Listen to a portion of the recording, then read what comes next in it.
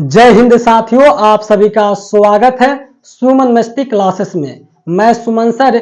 आज का क्लास बहुत ही इंपॉर्टेंट होने वाला है क्योंकि आज हम लोग शुरू करने वाले हैं 10th क्लास हिंदी का गोदली चैप्टर नंबर 1 श्रम विभाजन एवं जाति प्रथा, जिनके लेखक हैं डॉक्टर भीमराव अंबेडकर जी।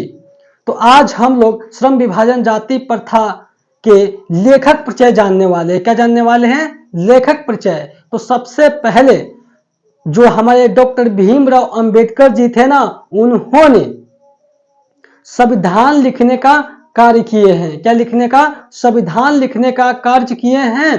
तो उन्होंने संविधान को लिखे हैं, ठीक है ना। तो अगर आपसे पूछे कोई कि संविधान का जनक कौन है, तो आपको बताना है डॉक्टर भीमराव अंबेडकर। अगर उनके जन्म की बात कर ले जाए तो उनका जन्म कब हुआ था, वो किस जाति से बिलोंग करते हैं, उनके माता का क्या नाम था, उनके पिता का क्या नाम था, उनका विवाह कब हुआ, उन्होंने मैट्रिक पास कब किया, इस सब चीज के बारे में आज हम लोग इस वीडियो में देखने वाले हैं, ठीक है ना। तो चलिए शुरू करते हैं। तो सबसे पहले संविधान का जनक किसे कहते हैं हम लोग? तो डॉक्टर भीमराव अंबेडकर जी को ही हम लोग संविधान का जनक कहते हैं, क्योंकि डॉक्टर भीमराव अंबेडकर ने संविधान लिखने का कार्य किए हैं, ठीक है ना। अगर भीमराव अंबेडकर की जन्म की अगर बात कर लिया जाए, जन्म की, तो इनका जन्म 14 अप्रैल 1891 मध्य प्रदेश महू एक जगह है, एक दलित परिवार में इनका जन्म हुआ। यानी कि इनका एक बहुत ही गरीब परिवार में इनका जन्म हुआ। अगर डॉक्टर भीमराव अंबेडकर की जाति की अगर बात कर लिया जाए, जाति की, तो इनका जाति था महार। महार का मतलब होता है बाबू डोम। क्या थे ये? डोम जाति से बिलोंग करते थे, ठीक है ना। अगर भीमराव अंबेडकर की माता का नाम अगर आपसे कोई पूछ दे तो आपको बताना है कि डॉक्टर भीमराव अंबेडकर का माता का नाम भीमाबाई था। क्या था? भीमाबाई। माता का नाम क्या? भीमाबाई। अगर आपसे कोई पूछे कि भीमराव अंबेडकर का पिता का नाम क्या था, तो आपको बताना है रामजी सकपाल। क्या बताना है? रामजी सकपाल। अगर कोई आपसे पूछे कि डॉक्टर भीमराव अंबेडकर का विवाह कब हुआ और किसके साथ हुआ, तो आपको बताना है कि डॉक्टर भीमराव अंबेडकर का विवाह 1906 ईस्वी रामाबाई के साथ कर दिया गया। जब वो 9th क्लास में थे ना, तो उनका विवाह 1906 ईस्वी रामाबाई के साथ कर दिया गया। अगर कोई पूछे कि भीमराव अंबेडकर मैट्रिक पास कब किए, तो मैट्रिक पास की अगर बात कर लिया जाए तो जो हमारे डॉक्टर भीमराव अंबेडकर जी थे, तो उन्होंने 1907 ईस्वी में क्या किए? मैट्रिक पास किए। विवाह के 1 साल बाद उन्होंने क्या किया? मैट्रिक पास किए, ठीक है ना। अगर कोई पूछ दे आपसे कि डॉक्टर भीमराव अंबेडकर के जीवन में 3 ऐसे प्रेरक व्यक्ति का नाम लिखे, तो आपको सबसे पहले लिखना है बुद्ध, दूसरा है कबीर, तीसरा है ज्योतिबा फूले। क्या है? ज्योतिबा फूले, ठीक है ना।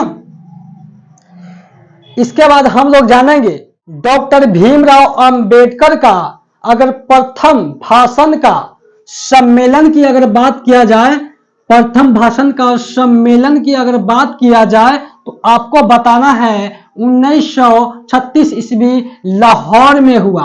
कहां पे हुआ? लाहौर में हुआ 1936 ईस्वी में, ठीक है ना। अगर आपसे कोई पूछे कि डॉक्टर भीमराव अंबेडकर का विख्यात भाषण की अगर बात कर लिया जाए, तो आपको बताना है कि विख्यात भाषण कौन सा है, तो आपको बताना है द हेलिएशन ऑफ कास्ट। क्या है? द हेलिएशन ऑफ कास्ट, जिसका हिंदी में अनुवाद की अगर बात कर लिया जाए, किसने किया? तो ललई यादव ने किया। अगर आपसे पूछे कि भीमराव अंबेडकर का विख्यात भाषण द हेलिएशन ऑफ कास्ट का हिंदी में अनुवाद किसने किया? तो आपको बताना है ललई यादव ने किया। ठीक है ना। इसके बाद अगर हम बात कर ले कि डॉक्टर भीमराव अंबेडकर का प्रसिद्ध रचना कौन कौन सी है, तो अगर प्रसिद्ध रचना की बात करें तो आपको बताना है हु आर दे, दूसरा है हु आर सूत्राज, तीसरा है द कास्ट इन इंडिया, चौथा है आपका द अनटचेबल। ठीक है ना।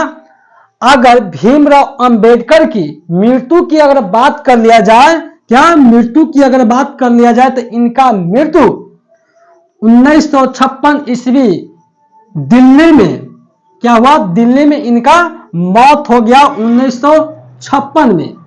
ठीक है ना।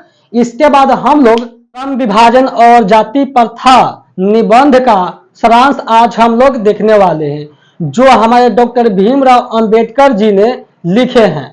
श्रम विभाजन और जाति प्रथा निबंध का सारांश जो बिहार बोर्ड की एग्जाम में 8 नंबर का पूछा जाता है इस चैप्टर से। ठीक है ना। तो चलिए शुरू करते हैं। तो यहाँ पे श्रम विभाजन और जाति प्रथा निबंध का सारांश हमारे भीमराव अंबेडकर जी लिखे हैं। तो इसको लिखने के लिए सबसे पहले आपको लिखना है कि श्रम विभाजन और जाति प्रथा निबंध के रचनाकार संविधान के निर्माता एवं गरीबों का मसीहा डॉक्टर भीमराव अंबेडकर जी हैं।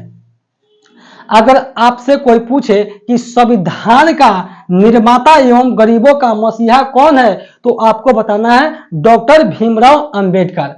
ठीक है।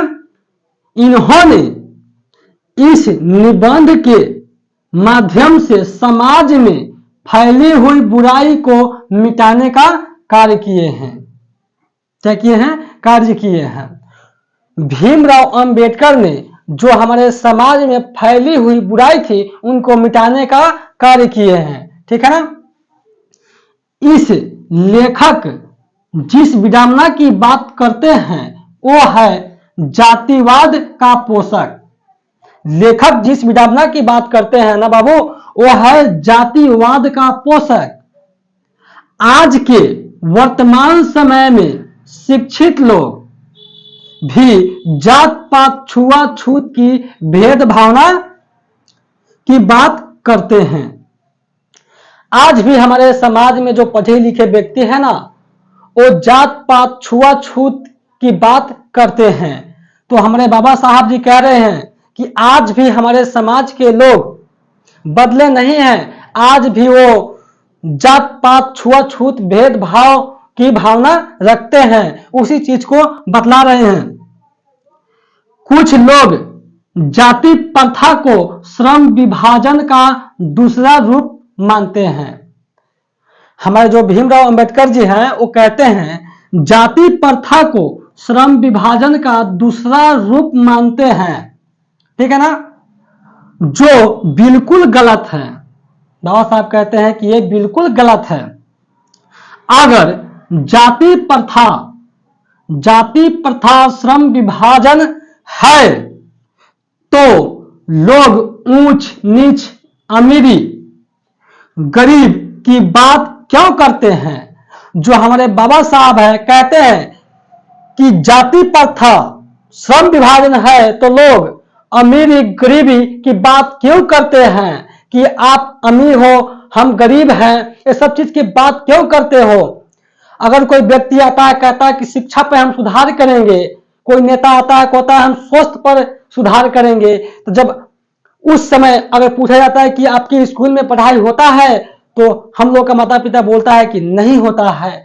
अगर उसी चीज पर जब नेता लोग शिक्षा सुधार करने के लिए आते हैं तो जब इलेक्शन का टाइम आता है तो वही हमारे माता पिता लोग कहते हैं कि देखता रे हमार जतवा कौन खड़ा भेलो ओकरे के वोट देवे के हैं। तो आप कैसे आशा करते हैं कि हमारा जो बेटा भाई बहन जो पढ़ता है स्कूल में वो शिक्षित होगा?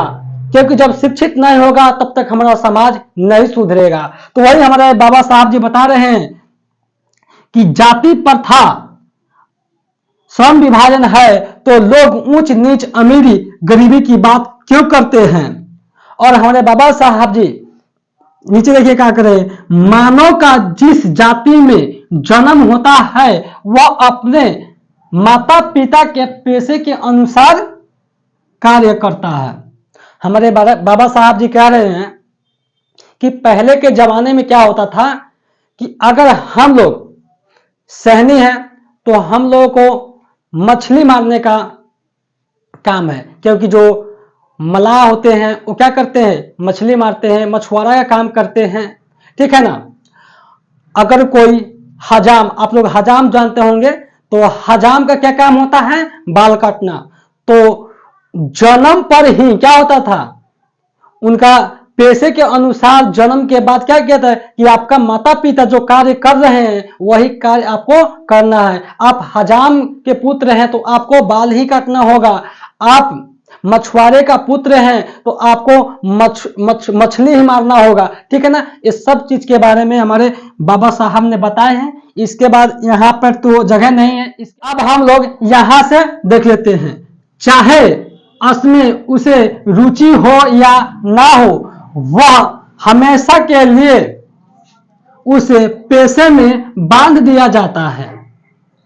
क्यों बांध दिया जाता है कि कोई अगर बच्चा का जन्म अभी भी नहीं हुआ है, वो मां का पेट में ही रहता है, तो उनका पेशा निर्धारित कर दिया जाता है समाज के लोगों के द्वारा। क्योंकि तुम्हारा जो पिता कार्य करता है आप उसी काम को कर सकते हैं, दूसरे कार्य को नहीं कर सकते हैं। जैसे में अगर आप मछुआरा का बेटा है तो आप मछली ही मार सकेंगे, अगर आप हजाम का पुत्र है तो आप बाल ही काट सकेंगे। तो वही हमारे भीमराव अंबेडकर जी बताते हैं कि जाति प्रथा एक सामाजिक बुराई है। क्या बता रहे हैं कि जाति प्रथा है ना, वो सामाजिक बुराई है। इसमें व्यक्ति मन पसंद कार्य करना चाहता है लेकिन नहीं कर पाता है। अगर कोई मछुआरा का बेटा है, अगर वो बिजनेसमैन बनना चाहेगा तो नहीं बन सकता। वही हमारे भीमराव अंबेडकर जी कहते हैं कि जाति प्रथा एक सामाजिक बुराई है। इसमें व्यक्ति मन पसंद कार्य करना चाहता है लेकिन समाज के लोगों के द्वारा उस काम को करने नहीं दिया जाता है। तो वही कहते हैं वास्तविक साबित होता है कि जाति प्रथा श्रम विभाजन का रूप नहीं है। क्या है, जाति प्रथा श्रम विभाजन का रूप नहीं है। हमारे डॉक्टर भीमराव अंबेडकर जी कहते हैं कि जाति प्रथा श्रम विभाजन का रूप नहीं है। जाति प्रथा जन्म पर आधारित है। क्या है, जन्म पर आधारित है, जबकि श्रम विभाजन रुचि पर। अतः